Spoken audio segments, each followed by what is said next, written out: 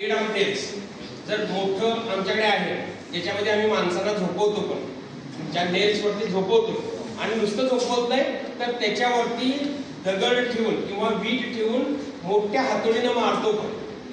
लक्षात आलं? असे बेड ऑफ नेल्स ज्याच्यामध्ये भरपूर नेल्स आहेत. आता समजा एक नेल घेतला आणि याच्यावरती ह्याला एक टाचणीनं टच केलं तर कुठे लगेच कुठे लगेच. पण समजा भरपूर टाचण्या घेतल्या आणि ह्याला चोचले फुटणार का? का?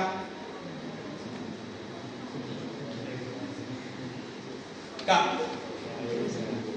एक बघा या कोणतरी इकडे इकडे बघ इकडे इकडे सगळे मुली पण येतात.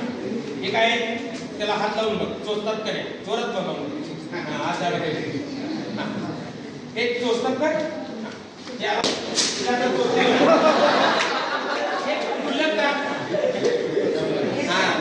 हे कुठलं का हेही समजायला पाहिजे आपल्याला. काय लक्षात आलं? जे प्रयोग हे होतात ना ते जास्त आपल्याला काय देतात रिसर्च देतात. समजलं? हे का कुठले एडिसनचं तुम्ही जरा पुस्तक वाचा. असा घडला एडिसन नावाचा आणि एडिसननं किती प्रयोग केले किती हे घेतले काय घेतले. IPR त्याने किती घेतला पेटेंट त्याचे 1093 पेटेंट फक्त 6 महिन्यात आहेत.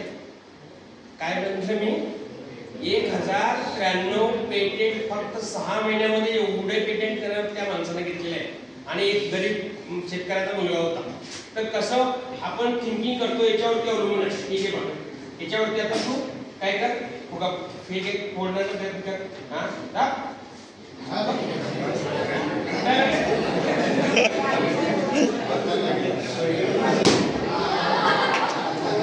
ठीक आहे.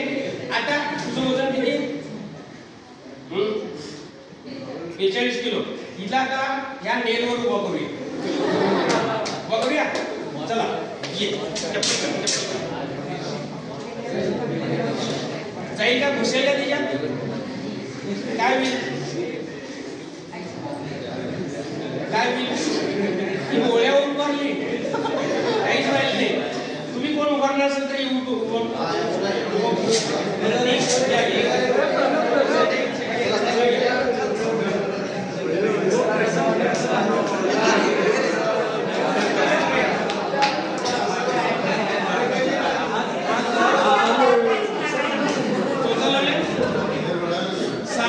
मुलीपेक्षा या सरांचं वजन जास्त आहे की नाही तरी सुद्धा चोचत नाही.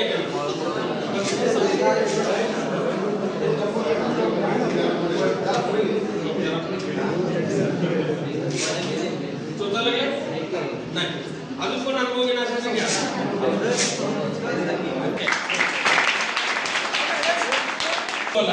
तुम्हाला दुखलं तर त्यांना जास्त आनंद होणार.